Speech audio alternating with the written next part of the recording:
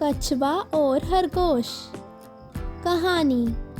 کسی دریا کے کنارے ایک کچھوا اور خرگوش رہتے تھے۔ دونوں میں گہری دوستی تھی۔ خرگوش کو اپنی تیز رفتار پر بہت غرور تھا۔ وہ دوستی کا لحاظ کیے بغیر کچھوے کی سست رفتاری پر ہنستا اور اسے طعنے دیتا۔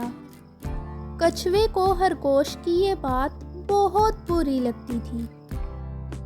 ایک دن خرگوش نے کچھوے کی سست رفتاری پر اسے بہت طعنے دیے۔ فخر سے بولا، میرے ساتھ مقابلہ کرو گے؟ کچھوے نے جواب دیا کہ آؤ مقابلہ کر لو۔ دونوں نے طے کیا کہ برگد کے درخت کے پاس جو پہلے پہنچ جائے گا وہ مقابلہ جیت جائے گا۔ اب دونوں میں مقابلہ شروع ہو گیا۔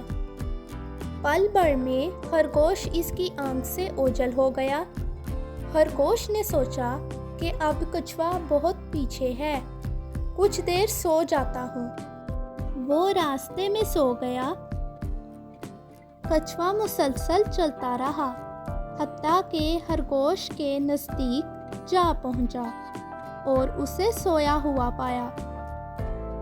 کچھوے نے سفر جاری رکھا اور منزل تک جا پہنچا۔